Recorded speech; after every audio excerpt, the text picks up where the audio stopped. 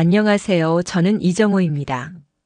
올해 74, 사람들은 저를 보고 나이에 비해 젊어 보인다고 하지만 거울을 볼 때마다 깊게 파인 주름과 희끗한 머리카락의 세월의 무게를 실감합니다. 5년 전 아내 김영숙과 이혼한 후 서울 변두리 작은 아파트에서 혼자 살고 있습니다. 결혼 생활 40년 만에 찾아온 이별이었죠. 처음엔 자유롭다고 느꼈지만 그 자유가 곧 외로움으로 바뀌는 데는 오래 걸리지 않았습니다. 매일 아침 알람 소리 없이도 5시면 눈을 뜹니다.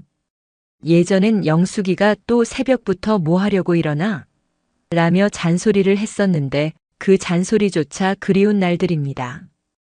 혼자 밥을 차려 먹고 텔레비전을 보거나 동네 공원을 산책하는 것이 일상의 전부입니다. 가끔 옛 직장 동료들과 만나지만 그들도 각자의 가정과 손주들 이야기를 하다 보면 저만 덩그러니 외톨이가 되는 기분이 들곤 합니다. 영숙과 저는 아이가 없었습니다. 결혼 초 병원을 다니며 불임 치료를 받아봤지만 결국 아이는 생기지 않았어요. 처음엔 서로를 위로하며 우리 둘이 잘 살면 되라고 말했지만 세월이 흐르면서 그 빈자리가 서로에 대한 원망으로 채워졌던 것 같습니다. 하지만 이혼의 진짜 이유는 아이가 없어서가 아니었습니다. 영숙은 활발하고 사교적인 성격이었고 저는 내성적이고 조용한 사람이었죠. 젊었을 때는 그 차이가 서로를 끌어당기는 매력이었는데 나이가 들수록 갈등의 원인이 되었습니다. 영숙은 제가 너무 무미건조하다고 했고 저는 그녀가 너무 시끄럽고 간섭이 심하다고 느꼈습니다.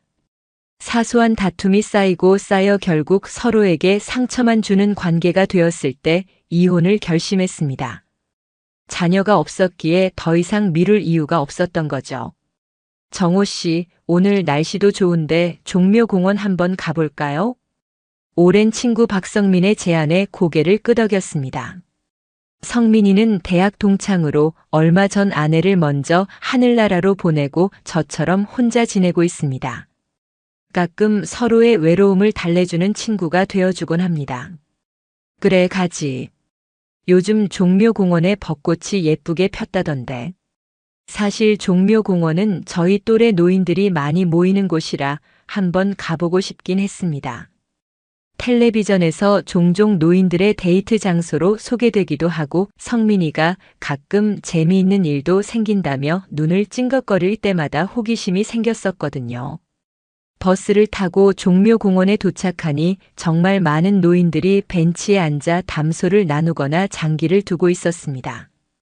성민이와 저는 공원을 천천히 거닐며 이야기를 나눴습니다. 정호야, 이혼하고 후회는 안 해? 나는 아내가 하늘로 갔지만 넌 선택이었잖아. 성민이의 불현듯 던진 질문에 잠시 생각에 잠겼습니다. 글쎄, 가끔은 해.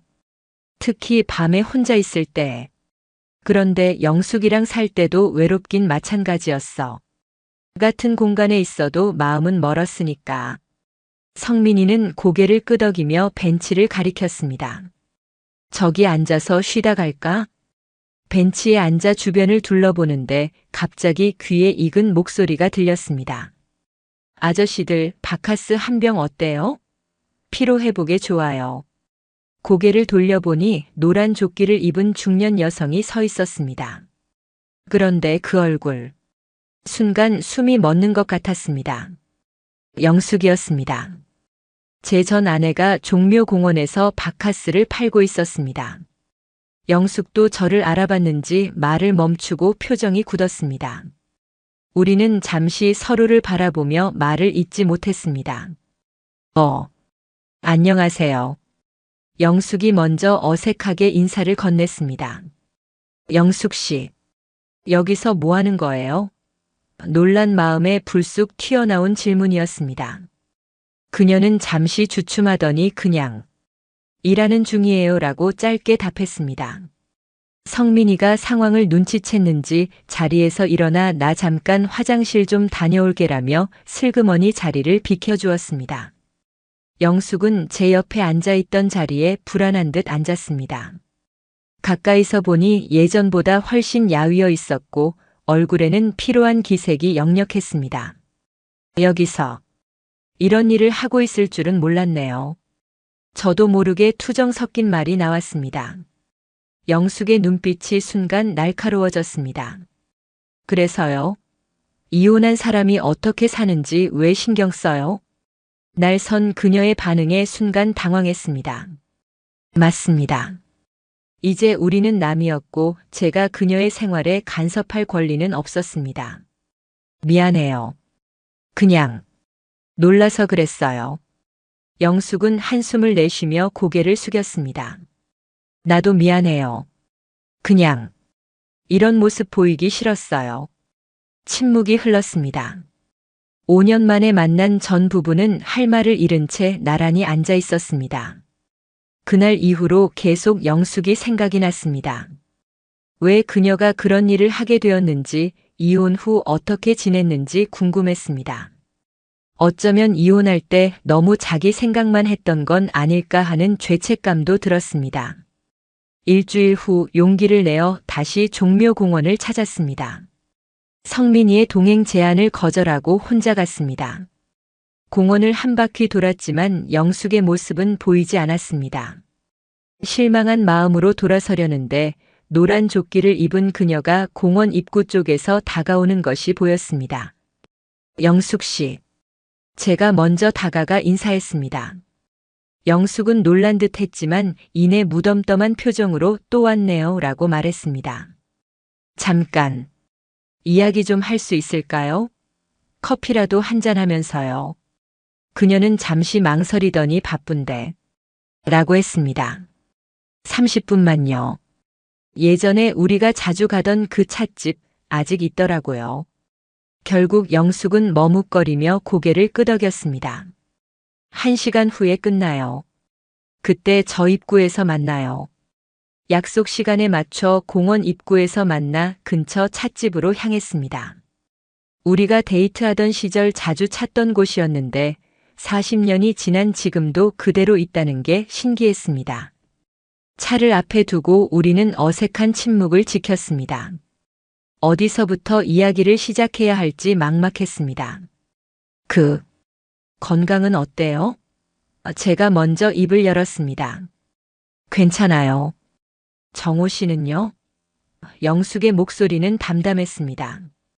그럭저럭이요. 나이 들면서 이것저것 아프긴 하지만. 다시 침묵이 흘렀습니다. 40년을 함께 살았던 사람들이 나눌 대화가 이것뿐이라니 서글픈 현실이었습니다. 영숙 씨, 왜 그런 일을 하게 됐어요? 결국 궁금했던 질문을 던졌습니다. 영숙은 잠시 찻잔만 바라보더니 한숨을 내쉬었습니다. 이혼하고 처음엔 통장에 있던 돈으로 버텼어요. 친구 카페에서 일도 했고. 그런데 3년 전에 허리를 다쳤어요. 수술하고 몇 달 입원했더니 돈이 거의 다 나갔죠. 그 후로는 일하기도 힘들고. 그러다 아는 언니가 소개해줘서 바카스 일을 시작했어요. 나이 먹은 여자가 할 수 있는 일이 많지 않더라고요. 마음이 무거워졌습니다. 영숙이 힘들게 살아왔다는 사실이 마음 아팠습니다. 미안해요. 내가 더 신경 썼어야 했는데. 진심을 담아 말했습니다. 영숙은 쓴웃음을 지었습니다. 왜요? 우린 이혼했잖아요. 신경 쓸 의무 같은 건 없어요. 그래도 40년을 함께 살았는데 그냥 남이 될 순 없잖아요. 영숙의 눈에 잠시 이해할 수 없는 감정이 스쳤습니다. 슬픔일까요? 아니면 분노일까요? 정호 씨, 우리가 왜 이혼했는지 기억나요? 갑작스러운 질문에 잠시 생각에 잠겼습니다. 서로 안 맞는 부분이 너무 많았으니까요. 당신은 내가 무뚝뚝하고 감정 표현을 안 한다고 했고, 난 당신이 너무 시끄럽고 간섭한다고 느꼈고. 영숙은 고개를 끄덕였습니다. 맞아요. 우리는 너무 달랐어요. 처음엔 그게 좋았는데 나중엔 견딜 수 없게 됐죠. 자식이 있었다면 아마 더 오래 버텼을지도 모르겠네요. 자식이 없어서 결정이 쉬웠던 것 같아요. 제 말에 영숙도 동의했습니다. 그래요. 얽매일 것이 없으니까 그렇게 생각했었죠. 그녀의 말에 묘한 공감이 밀려왔습니다. 맞습니다.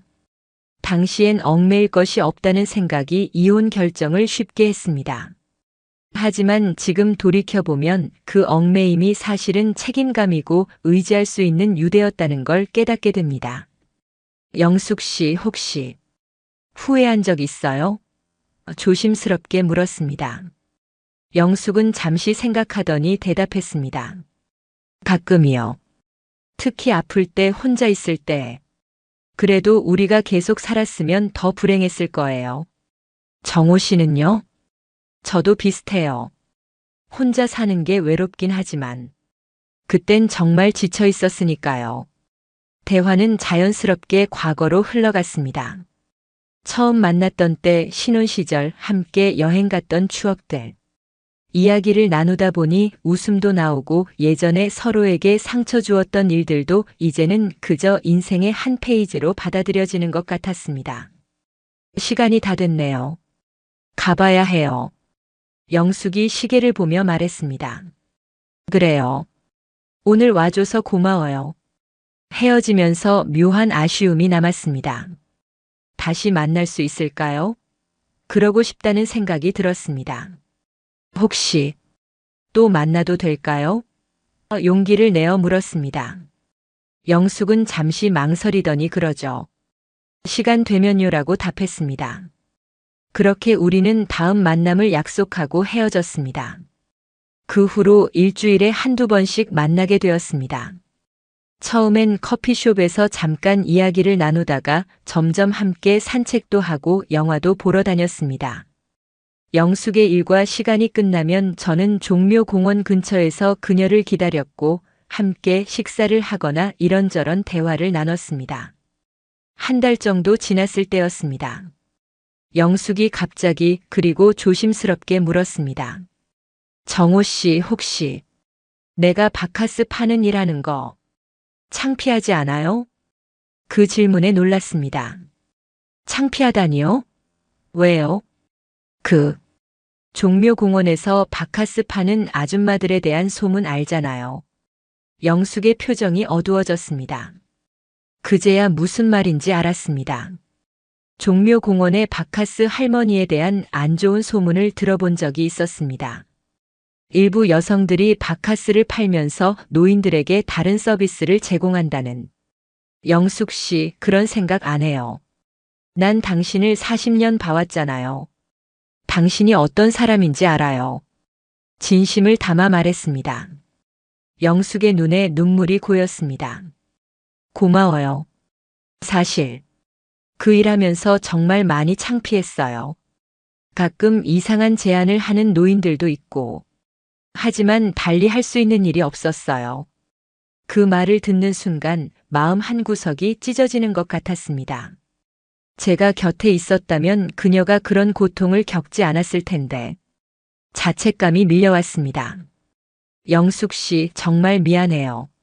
내가 당신 곁에 있었어야 했는데. 영숙은 고개를 저었습니다. 아니에요. 우리 둘 다 그때는 최선의 선택을 했을 뿐이에요. 후회해도 소용없어요. 그래도 이제라도 내가 뭔가 도울 수 있다면. 영숙은 쓸쓸한 미소를 지었습니다. 그냥 이렇게 가끔 만나서 대화하는 것만으로도 충분해요. 요즘 정호 씨 만나는 시간이 기다려져요. 그 말에 가슴이 따뜻해졌습니다. 저도 마찬가지였습니다. 영숙을 만나는 날이면 아침부터 설레고 옷차림도 신경 쓰고 무엇보다 혼자가 아니라는 안도감이 있었습니다. 3개월이 지났습니다. 이제 우리는 거의 매일 만났고 영숙의 일이 끝나면 함께 저녁을 먹고 그녀를 집까지 바래다 주는 것이 일상이 되었습니다. 오랜 시간 혼자 살았던 사람들이 다시 누군가의 존재를 일상에 들이는 것은 쉽지 않은 일이었지만 우리에겐 자연스러운 흐름이었습니다. 정호 씨, 우리 이렇게 다시 만나게 될 줄 누가 알았겠어요? 영숙이 우연히 말했습니다. 그러게요. 인생이 참 예측할 수 없네요. 근데 이상해요. 옛날엔 정호 씨가 말이 없고 감정 표현을 안 한다는 게 너무 답답했는데 지금은 그게 오히려 편안하게 느껴져요. 놀라운 고백이었습니다. 저도 그래요. 예전엔 영숙 씨가 너무 말이 많고 시끄럽다고 생각했는데 지금은 그 목소리가 들리는 게 좋아요. 영숙은 웃음을 터뜨렸습니다. 우리 참, 왜 그때는 몰랐을까요? 서로의 다른 점이 사실은 서로를 보완해주는 거였는데. 맞습니다. 젊었을 때는 서로의 차이를 견딜 수 없는 불편함으로 느꼈는데 나이가 들어 다시 만난 지금은 그 차이가 오히려 서로에게 필요한 부분이라는 걸 깨닫게 되었습니다. 사람이 나이 들면서 지혜가 생기나 봐요. 제가 말했습니다. 그런가 봐요. 40대엔 서로 미워했는데 70대가 되니 다시 좋아지다니. 우리는 함께 웃었습니다. 그날 저녁 영숙의 집 앞에서 헤어질 때였습니다. 영숙 씨, 이제 그 일 계속 안 해도 될 것 같아요. 조심스럽게 말을 꺼냈습니다. 무슨 뜻이에요? 내가 도울게요. 이혼할 때 재산 나누는 것도 내가 더 많이 가져갔잖아요. 이제 그 일 그만하고 좀 쉬어요. 영숙은 잠시 말을 잊은 듯 했습니다.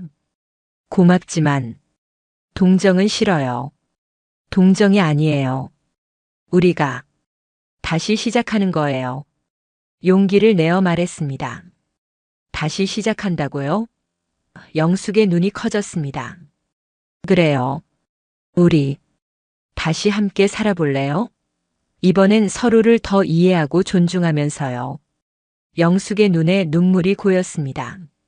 정호 씨, 정말요? 우리 나이에? 나이가 어때서요?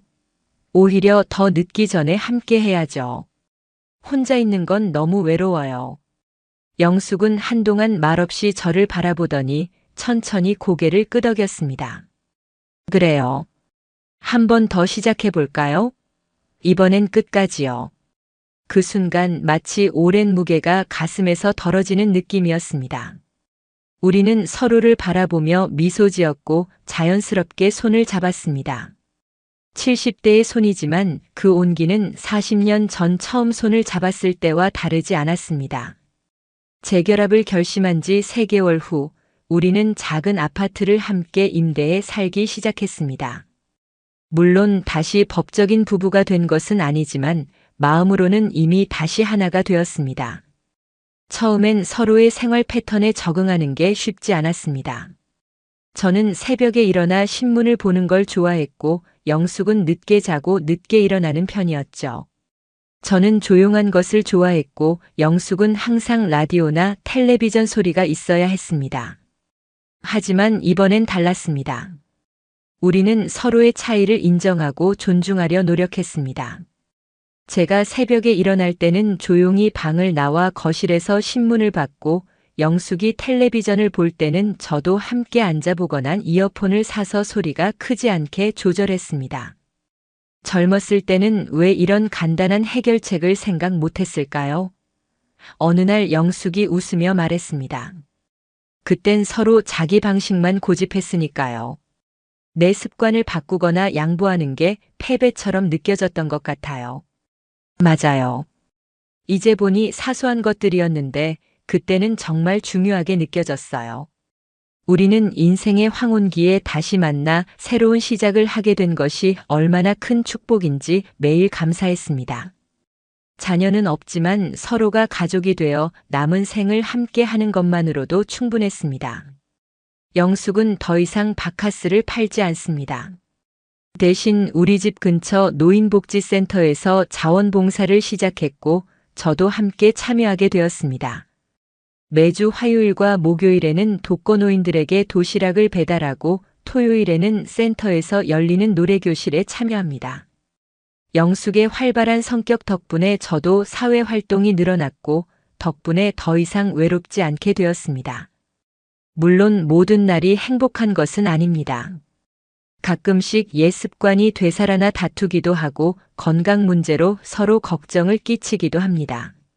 하지만 이번엔 문제가 생길 때마다 서로 마주 앉아 대화로 풀어나가려 노력합니다. 젊었을 때는 자존심 때문에 하지 못했던 일이죠. 정호 씨, 우리가 왜 이렇게 오래 걸렸을까요? 어느 날 저녁 영숙이 갑자기 물었습니다. 무슨 말이에요? 서로를 이해하는데 말이에요. 젊었을 때 이렇게 대화하고 이해했다면 헤어지지 않았을 텐데. 저는 영숙의 손을 잡았습니다. 때가 아니었나 봐요. 사람이 살면서 깨달음을 얻는 데는 시간이 필요한가 봐요. 어쩌면 우리는 이혼이라는 과정이 필요했는지도 모르겠어요. 서로의 소중함을 깨닫기 위해서. 영숙은 고개를 끄덕였습니다. 그런지도 모르겠네요. 그래도 이렇게 다시 만나게 되어 다행이에요. 재결합한 지 1년이 지난 어느 날이었습니다. 영숙이 갑자기 가슴 통증을 호소했습니다. 급히 병원에 데려갔더니 협심증 진단을 받았습니다. 다행히 큰 수술까지는 필요 없었지만 약물 치료와 함께 안정이 필요하다고 했습니다. 병원 침대에 누워있는 영숙의 모습을 보며 가슴이 아팠습니다. 갑자기 그녀를 잃을 수도 있다는 두려움이 몰려왔습니다. 걱정 마요. 난 아직 정호 씨 곁을 떠날 생각 없으니까. 영숙이 제 걱정스러운 표정을 보고 위로했습니다. 약속해요. 먼저 가지 않겠다고. 제 목소리가 떨렸습니다. 그건 약속 못해요. 하지만 최대한 오래 곁에 있을게요. 이번 생에서 2번이나 헤어졌다 만났는데 이젠 정말 끝까지 함께 해야죠. 병원에서 퇴원한 후 우리는 더욱 건강에 신경 쓰기 시작했습니다. 아침마다 함께 공원을 산책하고 식단도 조절했습니다. 서로의 약 먹는 시간을 체크해주고 병원 방문 일정도 함께 관리했습니다. 우리 참 늙었네요. 어느 날 영숙이 거울을 보며 한숨을 쉬었습니다. 같이 늙어가는 게 얼마나 행복한 일인지 몰라요. 혼자 늙는 것보다 훨씬 좋아요. 제 말에 영숙은 미소 지었습니다. 종묘공원에서 재회한 지 2년이 지난 어느 봄날, 우리는 함께 벚꽃 구경을 갔습니다. 그날따라 영숙의 표정이 좋지 않아 보였습니다. 무슨 일 있어요? 걱정되어 물었습니다. 영숙은 잠시 망설이더니 입을 열었습니다. 사실, 어제 옛날 동료를 만났어요. 종묘공원에서 바카스 팔던 시절 알게 된 분인데. 그래서요? 그분이 저더러 바카스 할머니랑 결혼했다며? 그러는 거예요. 기분이 묘하더라고요. 저는 영숙의 손을 꼭 잡았습니다. 신경 쓰지 마요. 우리가 어떻게 만났든 지금 함께하는 게 중요한 거예요. 알아요. 그냥 가끔 그 시절 생각하면 창피해서요. 영숙 씨, 당신이 얼마나 강한 사람인지 알아요? 그 어려운 상황에서도 자신의 삶을 포기하지 않고 살아남았잖아요. 내가 오히려 부끄러워요. 당신 곁에 있어주지 못했으니까. 영숙의 눈에 눈물이 고였습니다. 고마움과 위로가 담긴 눈물이었습니다. 정호 씨, 이제 와서 하는 말인데 사실 처음에 종묘공원에서 만났을 때 도망가고 싶었어요. 그렇게 창피할 수가 없더라고요. 근데 지금은 그 만남이 정말 감사해요. 인생에서 가장 큰 축복이었어요. 벚꽃잎이 우리 주위로 떨어지는 가운데 저는 영숙을 품에 안았습니다. 나이든 부부의 포옹이었지만 그 안에는 젊은이들의 사랑 못지않은 깊은 애정과 감사함이 담겨 있었습니다. 세월은 빠르게 흘러갔습니다. 재결합 후 5년째 되는 해, 우리는 작은 결혼식을 올렸습니다. 법적으로는 이미 이혼한 상태였지만 서로에게 다시 한번 평생을 약속하는 의미였습니다. 복지센터에서 알게 된 친구들과 예전 직장 동료들, 그리고 성민이를 포함한 몇몇 친구들이 참석한 소박한 자리였습니다. 흰 머리의 신랑 신부가 다시 서약을 교환하는 모습에 많은 이들이 감동의 눈물을 흘렸습니다. 저희가 비록 자녀는 없지만 여러분이 우리의 가족입니다. 제가 축사에서 말했습니다. 인생의 황혼기에 다시 만나 서로를 이해하고 사랑하게 된 것이 얼마나 큰 축복인지 모릅니다. 젊었을 때는 서로의 다름을 견디지 못했지만 이제는 그 다름이 우리를 완전하게 만드는 부분임을 알게 되었습니다. 영숙도 소감을 나눴습니다. 나이 들어 깨달은 가장 큰 지혜는 사랑은 완벽함이 아니라 불완전함을 받아들이는 것이라는 점입니다.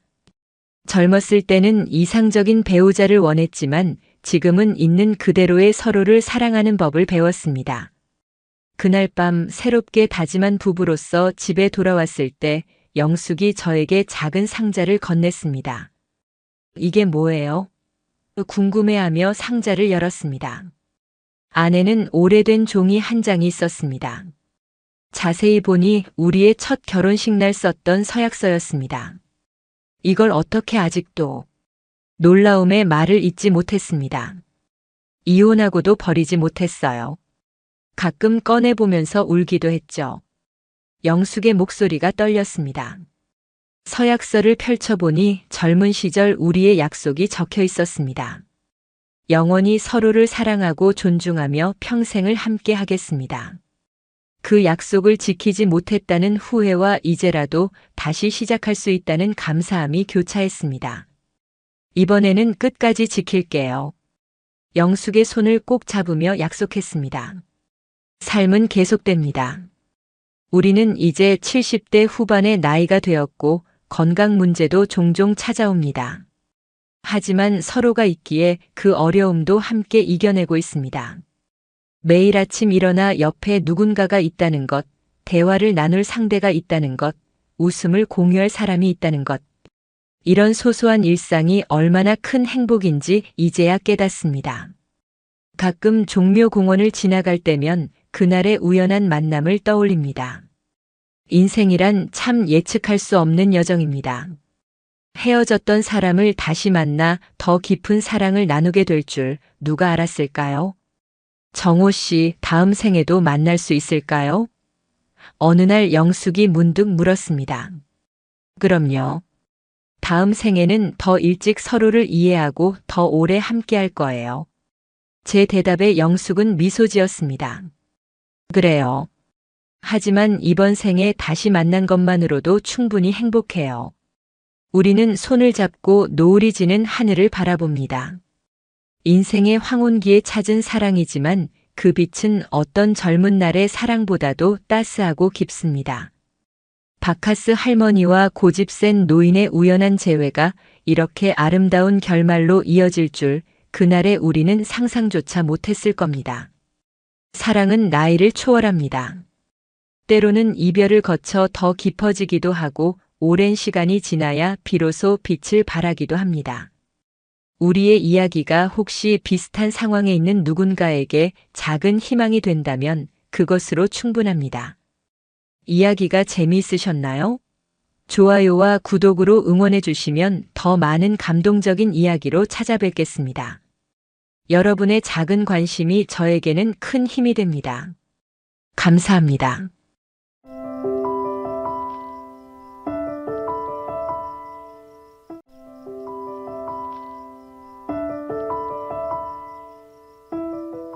정숙의 말에 무거운 다리를 끌고 문을 열었습니다. 노래방 도우미 일을 시작한 지 2달째, 이제 막 익숙해지려는 참이었어요. 그리고 그 순간 시간이 멈춘 듯 했습니다. 미숙 씨? 문 앞에 서 있는 사람은 다름 아닌 남편의 30년 지기 친구 석환 씨였습니다. 제 눈을 의심했습니다. 남편의 가장 친한 친구가 왜 여기에? 다리에 힘이 빠져 그대로 주저앉을 뻔했습니다. 여기서 왜? 석환 씨도 놀란 기색이었지만 금세 표정을 가다듬었습니다. 그는 자리에서 일어나 문을 닫았습니다. 앉으세요. 놀라셨겠네요. 저는 그 자리에 얼어붙은 채로 서 있었습니다. 도망치고 싶었지만 다리가 움직이지 않았습니다. 석환 씨는 저를 한번 훑어보더니 미소를 지었습니다. 괜찮아요. 철수한테 말하지 않을게요. 그냥 평소처럼 해요. 안녕하세요. 황혼의 여정입니다. 오늘도 찾아주셔서 감사합니다. 좋아요와 구독은 영상 제작에 큰 힘이 됩니다. 저는 박미숙입니다. 올해 55세가 된 평범한 아줌마예요. 결혼 25년 차에 남편과 대학생 아들, 직장인 딸이 있습니다. 아이들은 이미 독립해서 각자의 삶을 살고 있고 집에는 남편 철수와 단둘이 지내고 있었습니다. 10년 전까지만 해도 우리 부부는 괜찮은 편이었어요. 제가 동네에서 작은 분식집을 운영했고 남편은 중소기업에서 평사원으로 일했습니다. 넉넉하진 않았지만 아이들 뒷바라지하고 월세 내는데 큰 어려움은 없었죠. 그런데 코로나가 터지면서 상황이 급변했습니다. 분식집 매출이 급감했고 결국 폐업을 결정할 수밖에 없었어요. 미수가 괜찮아. 내가 벌면 되니까. 너는 좀 쉬어. 남편은 그렇게 위로했지만 시간이 지날수록 집안 분위기는 침울해졌습니다. 철수는 점점 말이 없어졌고 퇴근 후엔 술에 취해 들어오는 날이 많아졌습니다. 대화라곤 생활비와 관련된 이야기뿐이었죠. 오늘 카드값 나왔는데 지난달보다 많이 나왔네. 응, 술값이 좀 많이 나갔나 보다. 그게 전부였습니다. 25년 동안 함께 살아온 부부인데 서로에게 할 말이 없다는 게 슬펐습니다. 다시 일자리를 찾으려 해봤지만 50대 중반의 나이에 할 수 있는 일은 많지 않았어요. 청소일이나 식당 서빙 정도였는데 그마저도 젊은 사람들을 선호했습니다. 그러던 어느 날 제가 다니던 요가 센터에서 알게 된 정숙 씨가 저에게 제안을 했습니다. 언니 요즘 힘들다며? 내가 아는 곳이 있는데 우리 나이에도 돈 잘 벌 수 있어. 처음에는 단순히 호기심으로 물어봤습니다. 어디? 혹시 보험 아니야? 난 영업 같은 건 못해. 정숙은 주변을 살피더니 목소리를 낮췄습니다. 아니, 노래방. 내가 운영하는 곳인데 도우미로 일하면 돼. 우리 나이가 오히려 장점이야. 중년 남성들이 편하게 대화할 수 있고 20대 아가씨들보다 안정감 있다고 더 찾는단다. 노래방 도우미라는 말에 얼굴이 화끈거렸습니다. 그런 곳에서 일한다는 건 상상도 해본 적이 없었어요. 아니야, 그런 건 못해. 내가 무슨. 언니, 오해하지 마. 우리 노래방은 건전해.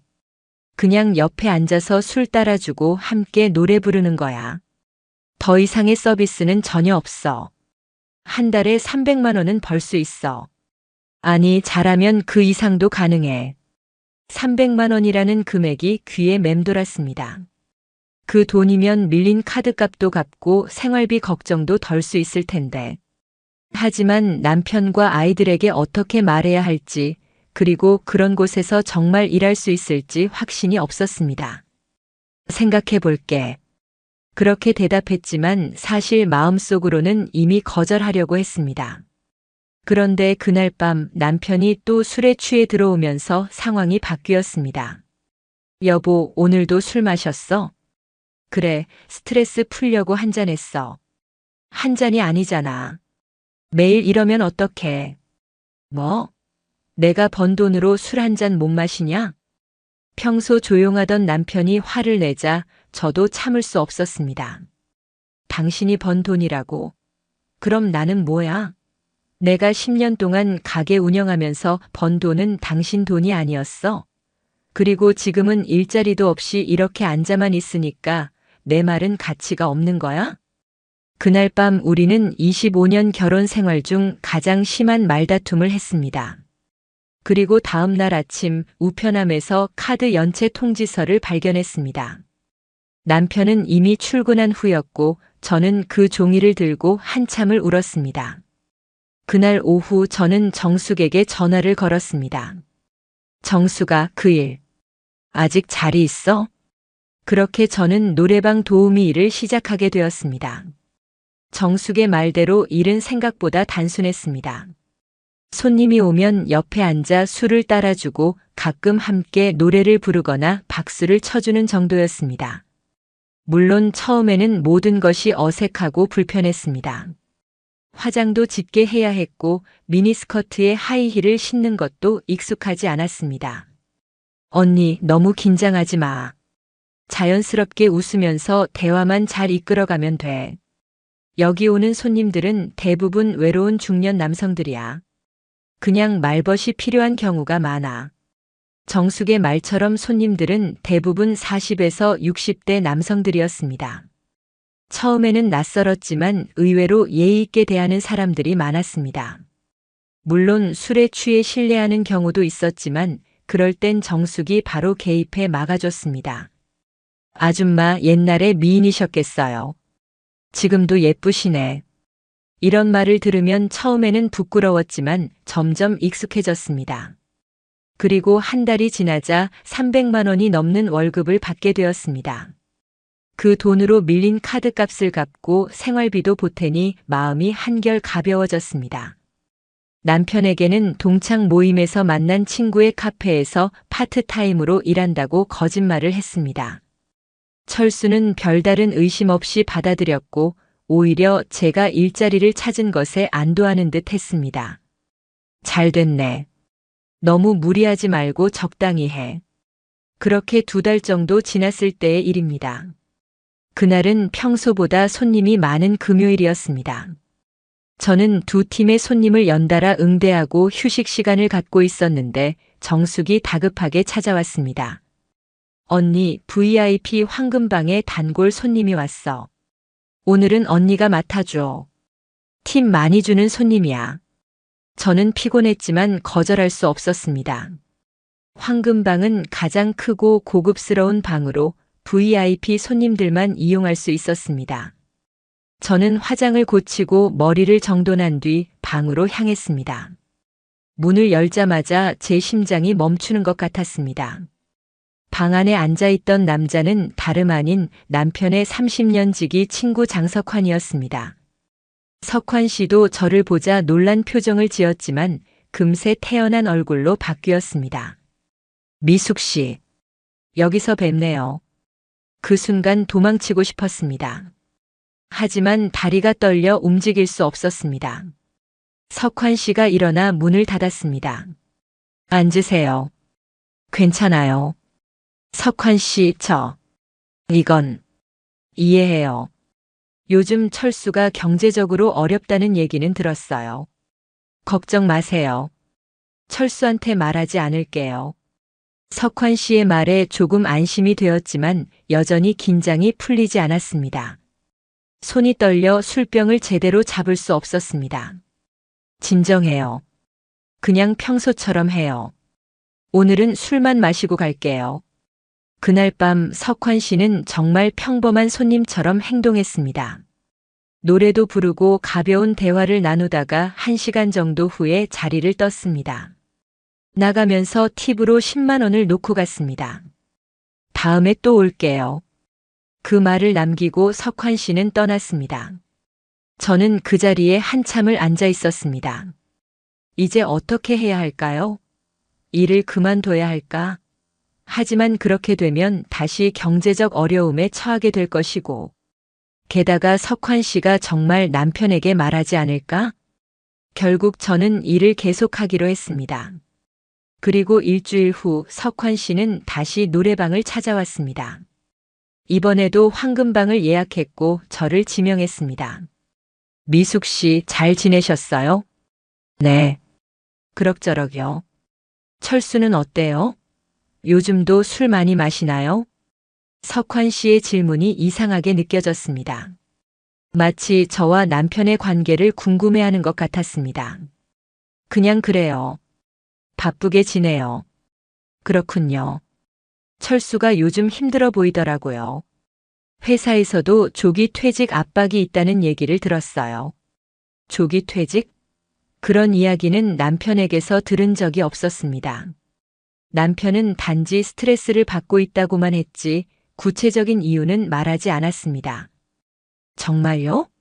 그런 말은 안 하던데.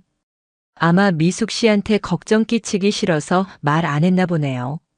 남자들이 다 그렇죠.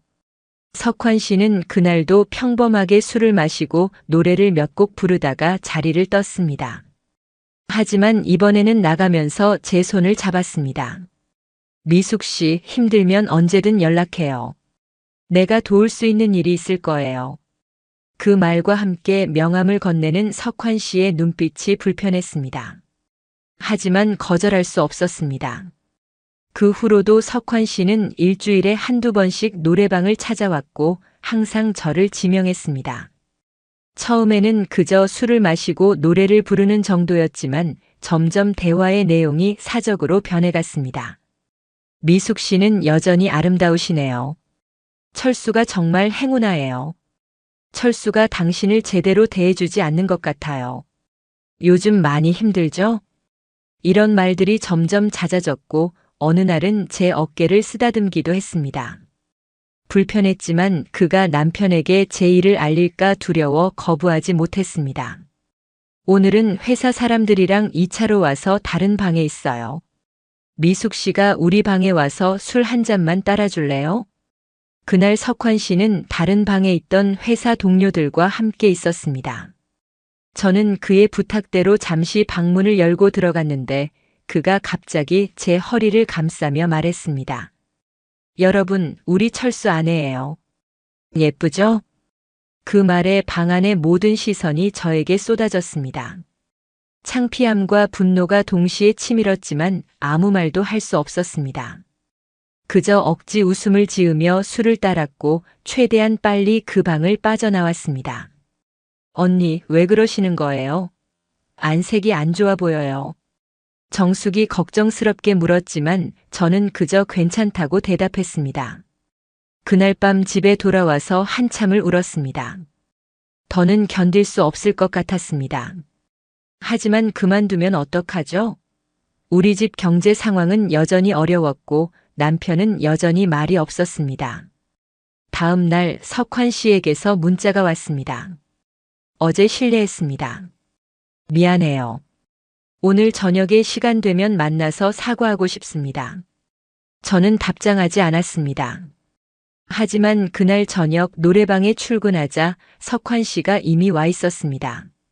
미숙 씨, 어제 정말 미안해요. 술이 과해서 실수했어요. 괜찮습니다. 그냥 잊어주세요. 아니에요.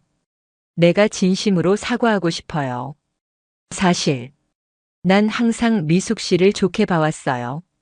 철수가 부러웠죠. 석환 씨의 말에 등골이 오싹했습니다. 그가 무슨 말을 하려는 건지 짐작이 갔습니다. 석환 씨, 저는 철수의 아내예요. 당신의 오랜 친구의 아내라고요. 알아요. 하지만 철수는 당신을 제대로 대해주지 않잖아요. 당신이 이런 데서 일하게 만들고, 그건 제가 선택한 일이에요. 남편은 모르는 일이고요. 그래요? 그럼 철수가 알게 되면 어떨까요? 그 말은 명백한 협박이었습니다. 저는 그 자리에서 일어나려 했지만 석환 씨가 제 손목을 잡았습니다. 앉아요. 이야기가 끝나지 않았어요. 그날 밤 석환 씨는 더 노골적으로 저에게 접근했고 저는 최대한 그의 요구를 거절하려 했습니다. 하지만 그가 남편에게 모든 것을 말하겠다는 협박에 완전히 거부하지도 못했습니다. 다음 주 금요일에 다시 올게요. 그때는 좀 더 편안한 자리에서 만나고 싶어요. 여기 말고. 석환 씨의 의도는 분명했습니다. 저는 그날 밤 잠을 이루지 못했습니다.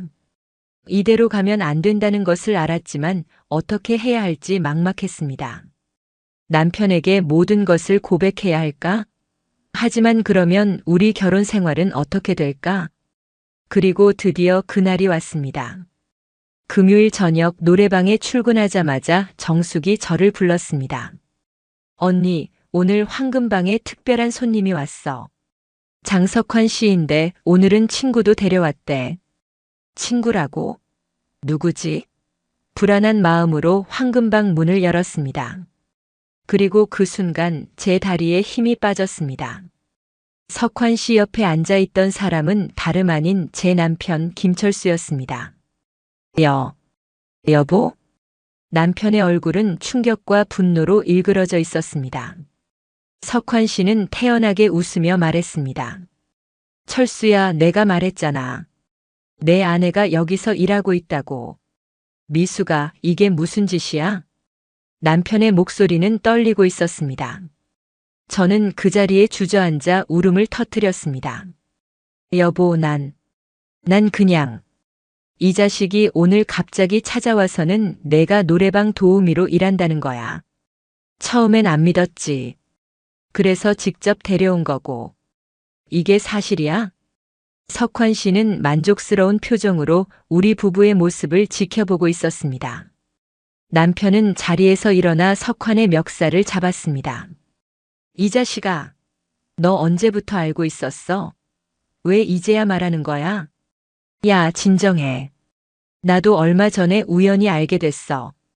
근데 내가 모르는 것 같아서 고민하다가 오늘 말한 거야. 거짓말 마. 내가 여기 단골이라며? 내 아내를 보고도 계속 왔다고. 어떻게 그럴 수 있어? 석환 씨는 남편의 손을 뿌리치며 비웃었습니다.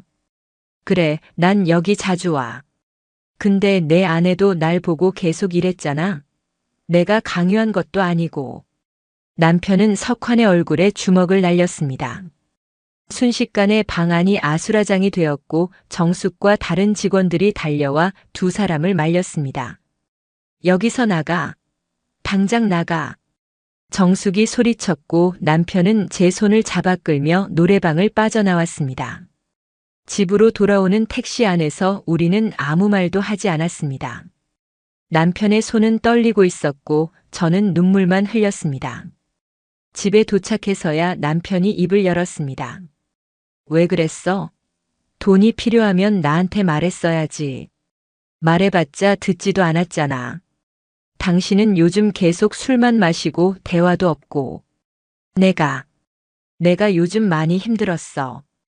회사에서 조기 퇴직 압박을 받고 있어서. 남편의 고백에 놀랐습니다. 그가 회사에서 어려움을 겪고 있다는 것을 몰랐습니다. 왜 말 안 했어? 자존심 상해서. 가장으로서 무능하다는 생각이 들어서 말 못했어. 그래서 더 술을 마셨고. 그날 밤 우리는 오랜만에 진심으로 대화했습니다. 저는 경제적 어려움 때문에 노래방 일을 시작하게 된 이유를 설명했고 남편은 회사에서의 상황을 털어놓았습니다. 그런데 석환이 어떻게 알았어? 석환 씨는 한 달 전쯤 우연히 노래방에 왔다가 저를 봤어요. 처음에는 그냥 비밀로 해주겠다고 했는데 점점 남편의 얼굴이 굳어졌습니다. 점점 뭐? 저한테 접근하기 시작했어요. 처음에는 그냥 대화하고 술 마시는 정도였는데 나중에는 다른 요구를 하기 시작했어요. 그 자식이 너한테 뭐라고 했어? 같이 나가자고. 그리고 거절하면 당신에게 말하겠다고 협박했어요. 남편의 눈에서 분노가 치솟았습니다. 그 자식, 30년 친구였는데 어떻게 이럴 수 있지? 여보, 미안해요. 내가 당신 몰래 일한 것도 석환 씨 때문에 이런 상황이 된 것도. 남편은 한숨을 깊게 내쉬었습니다. 아니야. 내 잘못이야. 내가 더 대화했어야 했고 우리 상황을 숨기지 말았어야 했어. 내가 이런 선택을 할 수밖에 없게 만든 건 나야. 그날 밤 우리는 많은 이야기를 나눴습니다. 서로의 마음을 터놓고 앞으로 어떻게 해야 할지 고민했습니다. 다음 날 아침 남편은 일찍 일어나 어디론가 나갔습니다. 저는 불안한 마음으로 기다렸고 몇 시간 후 남편이 돌아왔습니다. 어디 갔다 왔어? 석환이 만나고 왔어. 뭐라고 했어? 처음엔 변명했어. 그냥 우연히 너를 봤고 내가 어려우니까 도와준 것뿐이라고. 하지만 내가 계속 추궁하자 결국 인정했어. 사실은 항상 나를 질투했다고. 사업은 잘 됐지만 가정은 엉망이고 너 같은 아내가 있는 내가 항상 부러웠다는 거야. 그리고 나한테 너에 대한 이상한 감정이 있었다고 고백했어. 남편의 말에 소름이 돋았습니다. 석환 씨가 저를 그런 식으로 바라보고 있었다니. 그래서 어떻게 됐어? 확실하게 말했어. 우리 인연은 여기까지라고.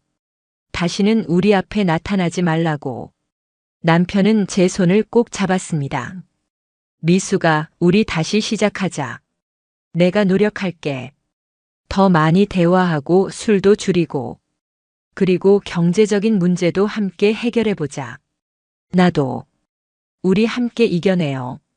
그날 이후 저는 노래방 일을 그만두었습니다. 정숙에게 사정을 설명하고 마지막 월급을 받았습니다. 정숙은 이해해 주었고 석환 씨가 다시는 노래방에 오지 못하도록 조치하겠다고 약속했습니다.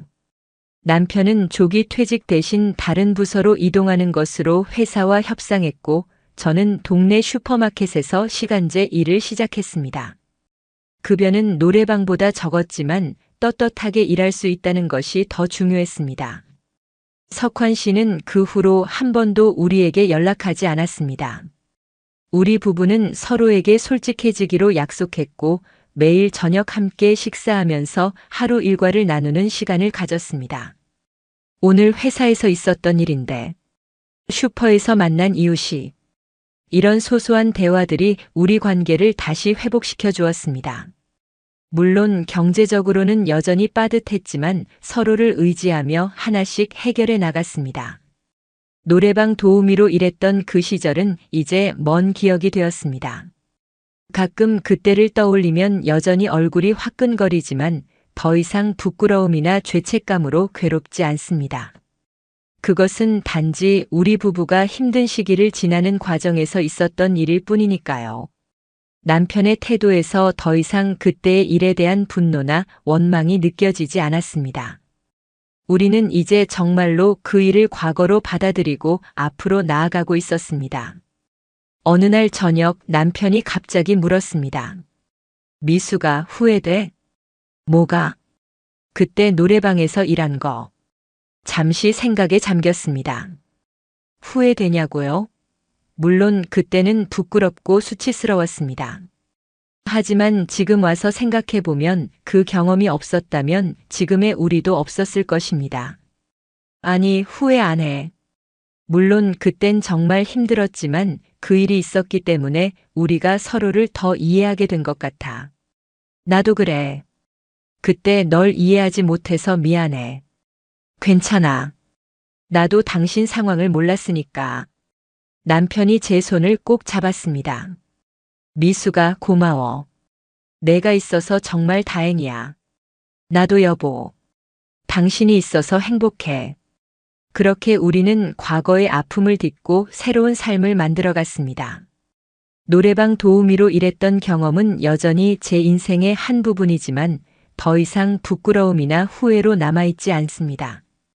그것은 단지 우리 부부가 함께 극복한 어려운 시간의 일부일 뿐입니다. 나이가 들어도 삶은 계속됩니다. 위기는 때로 새로운 기회가 되기도 하고 아픔은 성장의 밑거름이 되기도 합니다. 여러분도 힘든 시간을 겪고 계신다면 포기하지 마시고 함께 이겨내셨으면 좋겠습니다. 여러분의 이야기도 들려주세요. 구독과 좋아요, 그리고 댓글로 여러분의 생각을 나눠주시면 더 많은 분들의 이야기를 전해드리겠습니다.